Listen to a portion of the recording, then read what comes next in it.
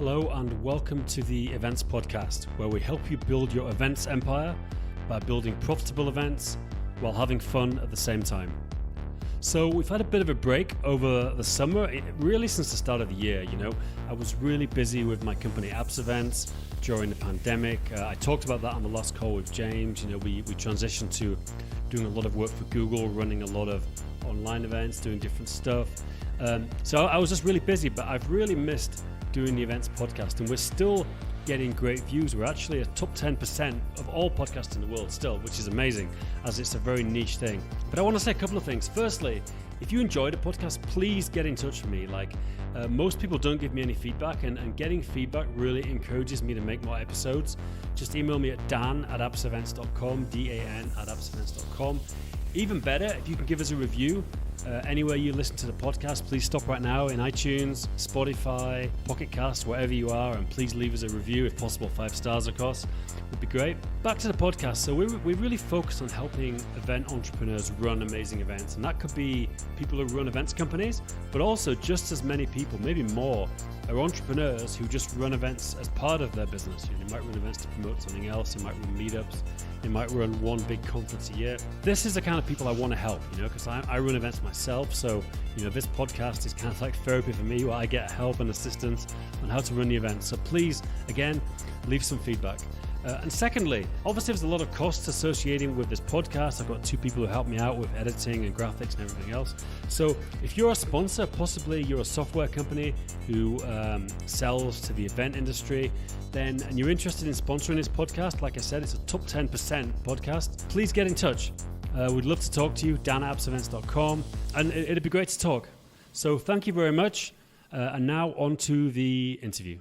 Hi, so welcome to the Events Podcast. Now I'm going to get on a regular schedule of releasing every 2 weeks. I've had a bit of a hiatus, and I'll talk maybe a little bit about why. But I'm delighted to have my friend Martin back. Were you on the podcast before, Martin? I think you were, many years ago. No, never. We talked about it, didn't we? But we never did it. Martin has taken over the EventsFrame project. So you may know, if anyone's listened to this for a long time, you'll know that I started some software to manage events and sell tickets. I got two other people involved, and then we ended up selling it to Martin, who's now taking it on, and we'll get into that. It was probably the worst time in the history of the live events to sell, and I do feel bad about it, but Martin's done a lot since. So first of all, hello Martin, how's it going? Hey Dan, it's going great. Summer in Prague, shops are open, restaurants are open. Exactly. So everything's going back to normal, at least for some time. Last time we met, we did a walk with a coffee because it was no shops were open, the restaurants were open. Do you want to say a bit about your background? You've done a few interesting things. What's your background? I did some after school. I did some consulting work, traveling a lot around Europe. That was consulting for banks, but that was the only time I was employed. Actually, It was for a year, and then I left and started my own business. And it's been almost 8 years now, 9 years now already. Several projects, including consulting for European companies that want to go to the United States and start business there. And there were some others. I had e-commerce stuff and so on and so on. Yeah, always doing different things. It's interesting. Exactly. And you're from Slovakia originally, but living in Prague for a long time now? Yes. And I have a son already here, so setting roots here in Prague. Yeah, we have to meet up with the children. I've got 2 young children as well now. EventsFrame. So I was just even though it's quite painful history, I want to go through the whole story of it, because what basically happened was that I run Apps Events, and we're a Google partner, and we as part of that we do a lot of events, and so we decided to, I don't know why, but I decided to develop a system that we could use and we could sell to other people. There's a guy called Simon Payne who we both know, and he wanted to get involved, so he became a partner. And another guy, James, I work with, also became a partner.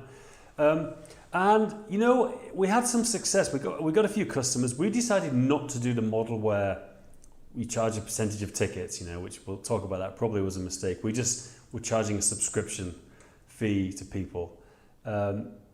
We got a few customers. What we did was we did a launch on a website called AppSumo, which we'll get into later. Some of that. Don't worry, nobody from AppSumo listens to this podcast, I'm sure, whatever. There's some pros and cons of AppSumo, we'll talk about that.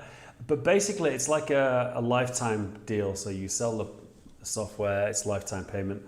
And we did this, and we got a bunch of customers, you know, not all good in the sense that like they don't pay you very much, and some of them expect a lot. A small percentage. Most people are really cool. Most people you never hear from. There's people now still running like tons of events on the Upsell deal, isn't there? But some of the people, you know, they expect a bunch of custom development, and you tell them that's not going to happen, and they get angry. So we did that.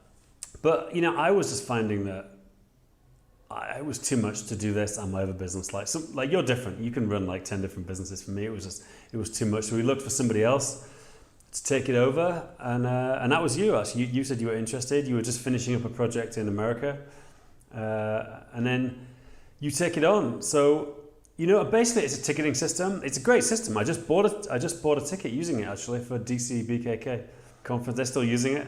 Yeah. And it's really good. Integrates with, you know, Stripe and PayPal. Loads of different systems it integrates with. So Marty's done so. So Marty, why don't we take over from you? Like, what happened? You took it on, and then disaster struck. Basically, that was right as COVID started, wasn't it? Exactly. I came back from the US in December 2019. Yeah. And took over EventsFrame basically from January. Yeah. Like the transition period was from January to February, I think, maybe early March. And then basically a couple of weeks later, COVID hit. Yeah. And there were basically no events being run since then till the summer. So yes, that was the best time to actually buy and take over ticketing software. I do feel bad. Like EventsFrame. So yeah, we were thinking, because I got a new developer on the team, and we were thinking like, hey, what are we going to do? So basically, we started another AppSumo campaign. So again, how AppSumo works is, if anyone's ever thinking of doing one, they keep 30%, is that right? So they sell the lifetime deal, which could be $50 or whatever. You keep. We keep 30%, yeah, sorry. Yeah, this is a great deal for AppSumo. It is. So we did the campaign. It was not as successful as your first one. So we were then thinking like, what's going on? The good thing is that we basically almost doubled our users. Event organizers that bought the deal. However, it's only one-time payment, so it's a lump sum that you receive, and then because of the COVID, all the subscriptions and all the subscribers that were there before, when I took over, they basically stopped or discontinued their subscription because there were no events, so there was no need for them to run to pay every month a subscription fee. So this was the time when I started to think what will happen if we should discontinue EventsFrame and just let it be for some time, or we'll do something else. When there is crisis, I always say there is an opportunity as well, and especially with event industry, there was a new trend of virtual and hybrid events coming. Of course, it took some time to develop and for customers to accept it, and also for the actual attendees to accept it. But this was the trend that we jumped on, and we developed event management platform, and we are also developing or trying to develop our own streaming solution. Event management platform is available or has been available only for our existing customers, and also for new corporate customers. There is a new market for virtual and hybrid corporate events. And so this is a live event that's kind of live streamed as well at the same time. It is. It's not actual. Some of them are smaller one are virtual, but most of them are hybrid. So that means that you've got a studio. We are working with a pretty good broadcasting company, and so hybrid event means that you've got a studio. You have to get the speakers there. Most of them, it can be all around the world. You just need a green screen and a good camera and a good connection. And this is how most of the corporate events are now happening. So basically we delved into the virtual events space and developed the event management platform. It's working great at the moment for us. However, that's the question, if people would like to stick with their computers all day long and watch the stream if this is the future, or they would rather switch to offline events as they were before. I think everybody wants to go to offline events, no question. In my opinion, I think it's going to be a boom for events. But the problem is, what's going to happen with COVID? Are we going to be in a situation with like multiple waves coming back, which is what it's looking like now? We might hit it again in the winter. You know, I work with schools, and schools are already thinking of plans if they have to close again. So I think we're going to be in this world where, well, there's two things. One is that we could just have to run hybrid again or online. That's just, I think, because of COVID. And the second is, I guess, people have got conditioned to to online events. You know, it's not a strange thing for them, you know. I don't think people can charge the same money as they were charging for an in-person event, but I think it's become a thing people think about, you know. And I'm not sure what the situation is, because personally, I like in-person events. You know, I can't watch a computer all day, but I know people who do and who love it. You know, I don't know what your opinion is about the future of events. Yes, this is the thing. You are working on your computer, you are working on your phone all day long, and then you are basically forced to watch the event on any device again from your home, and it's a completely different experience. You know, like you are alone at your home in your room, or it can be in the office. Watching the stream. Of course, there are some networking capabilities, but they're still, you know, like you're still at home. Yeah. You are not meeting with other people. You are not going out for drinks later on after the event is finished. So we are preparing for live and virtual and hybrid events to continue. Of course, that's why we are still working on perfecting the event management platform, and working on our streaming solution. This is the one that I'm the most excited about. Yeah. It's still not finished because we actually we have it done. We have it ready. However, it's at the moment it's like any other streaming solution. So this is not something that we would like to go on the market with. We want to bring to the event organizers and the attendees as well higher value than just another streaming platform. And you want to have it integrate with YouTube so you can stream directly to YouTube. Is that the plan? No, not exactly. Just keep it on your system. We will have our own solution, streaming solution. So this is the plan for the event organizer to have everything under one roof. So they don't have to use, let's say, one ticketing software, then integrate it with something else, and integrate it then with something else, because ticketing software is different than event management platform, and event management platform is different from streaming solution.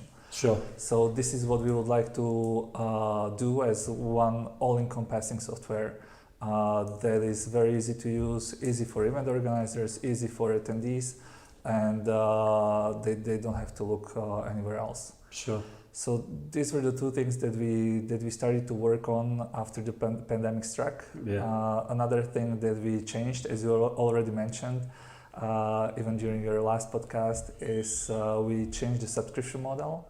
This is interesting, and I'm curious. People, let us know what you think about this. So tell us, Manny, what did you change exactly, and how does it work now?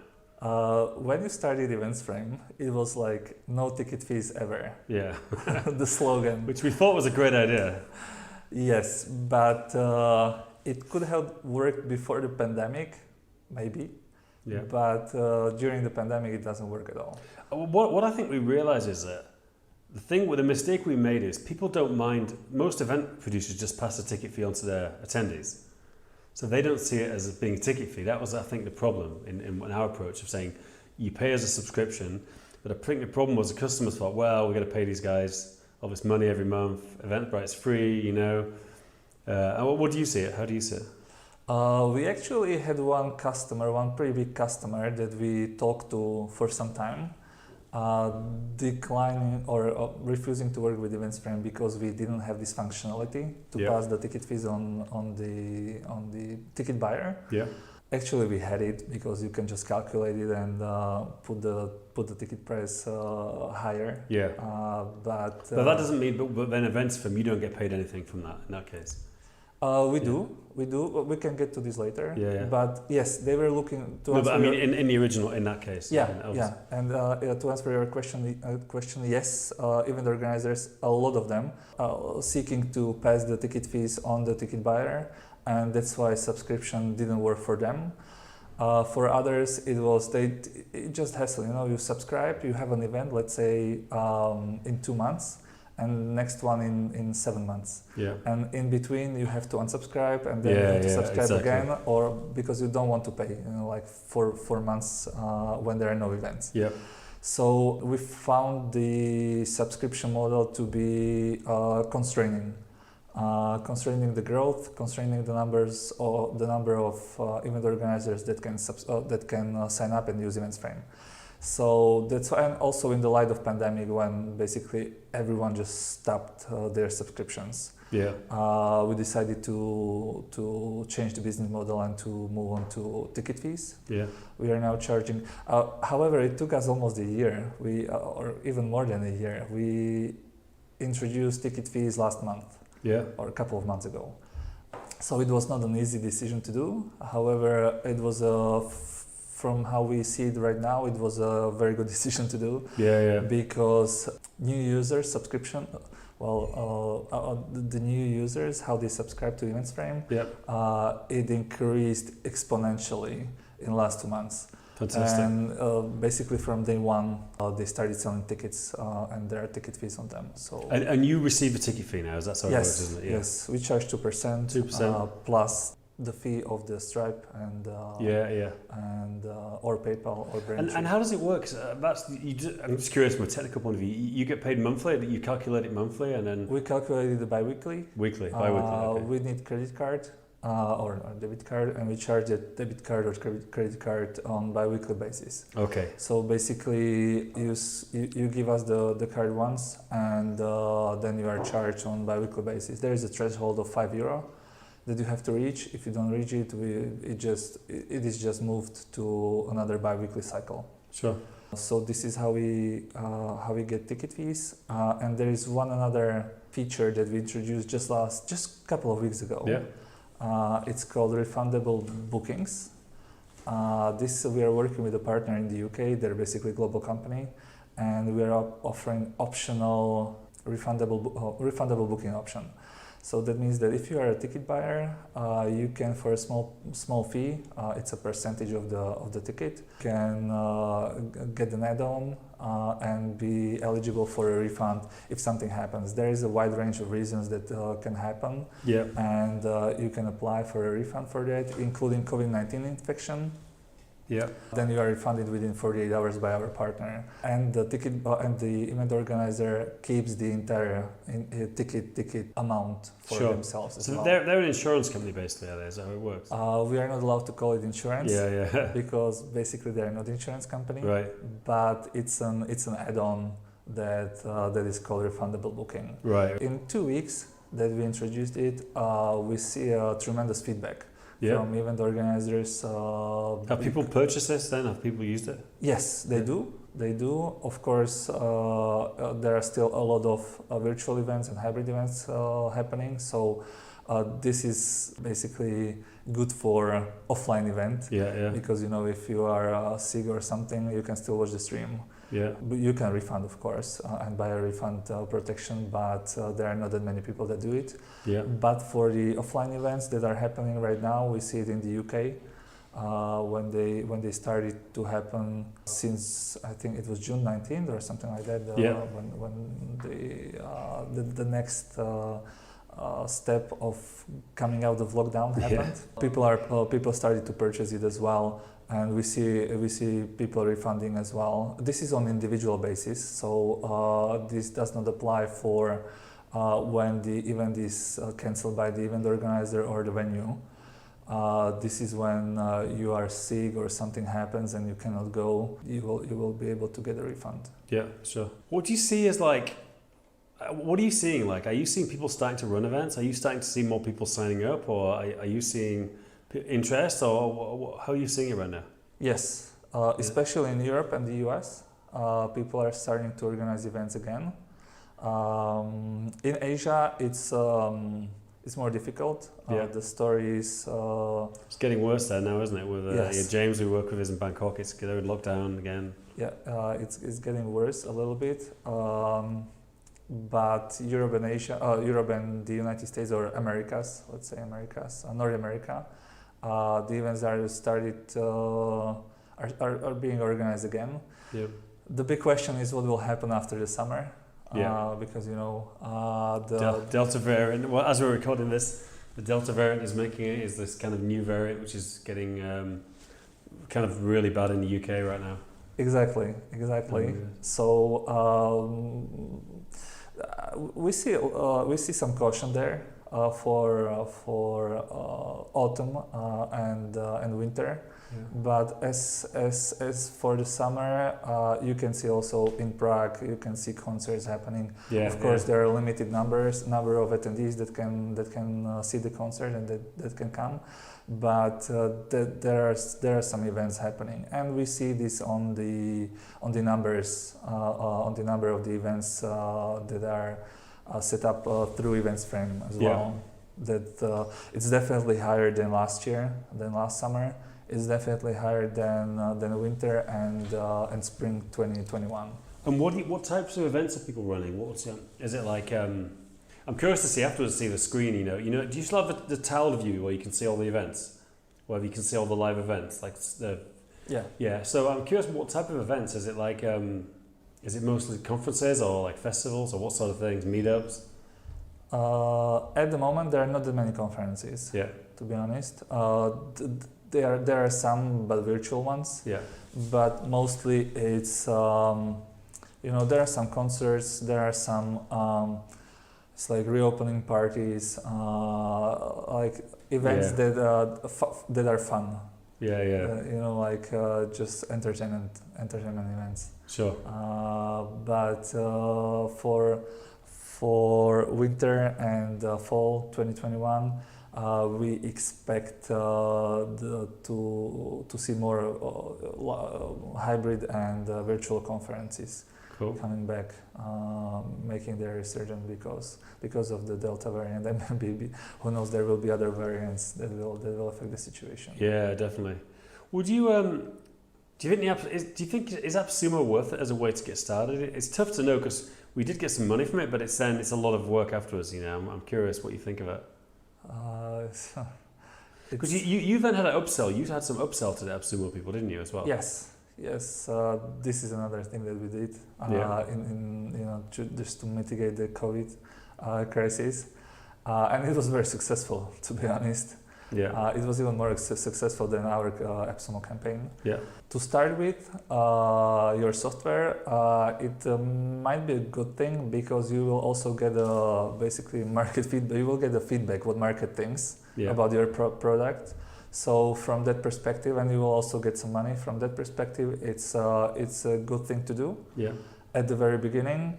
However, of course, there are some downsides that you already mentioned, and not only those, but also, like, I would say the biggest downside is that you have a lot of people and a lot of users that basically paid pretty low sum or a low amount for your software at the very beginning. And then they keep the software for a long time and use it, and there's some cost to it. And cost over time, this cost can be even higher than what you receive from them. You think so? Really? Yeah. Over time, it can be. Yeah. That's a good point. Yeah, I think that AppSumo works well. Is if you have, obviously you've got to support if they buy something, you've got to give them the full service they purchased. But I don't think they should have an expectation they're going to get every new feature. So I think you can then, if you have a good feature, you can sell this on. I think that's a way to approach AppSumo if anyone's doing this, listening. Yeah, I would say yes. Yeah. That is the right way to do it. Cool. Well, Matt, what are you planning for the future then? You just do more of the same. Obviously, when you're talking about getting funding and stuff, you got some funding. That's part of the plan. Anything else? Are you just hoping for a pickup of events now and trying to just promote it a lot more? What's the plan? The plan is first to basically build everything under one roof. To have something that even the organizers will not find anywhere else. Yeah. This will happen very soon. It is a matter of a few months. Yeah. Until then, we still have, in my opinion, really good software that we are still improving on a daily basis and working on new features. that we are bringing to our users and potential users as well. We will be focusing more on sales, direct sales to corporations, to festival organizers, concert organizers, and so on and so on. So we will be making the team larger. Yeah. We will be enlarging the team, not only on the software side, software developers, but also on selling side. So we will be seeking to hire more marketing people and more sales people. Sure. Well, cool, Martin. Good to catch up. We're going to go for some lunch now. It's 11:30 here in Prague. We're both quite hungry, so good to get you back on and catch up. Yeah, Events Podcast, please let me know what kind of interviews you want to hear. Like, we had a bit of a hiatus over the winter, but now I'm getting back into it and I'm going to release episodes every 2 weeks going forward. So let us know what kind of people, and please check out the back catalogue. We've got a lot of cool interviews with some pretty big event organizers. So if you're kind of, an event entrepreneur, we've got some great content on how to market, how to run events. Guys like Chris Ducker, James Schramko, who are pretty well known.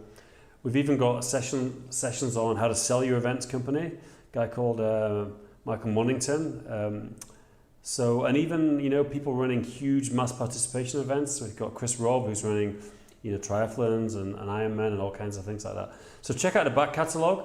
Please give us a review and let us know what you think. Add a comment, give us a review, send me an email, dan@upsevents.com. Any feedback I get, it really encourages me to make more episodes, so please do it.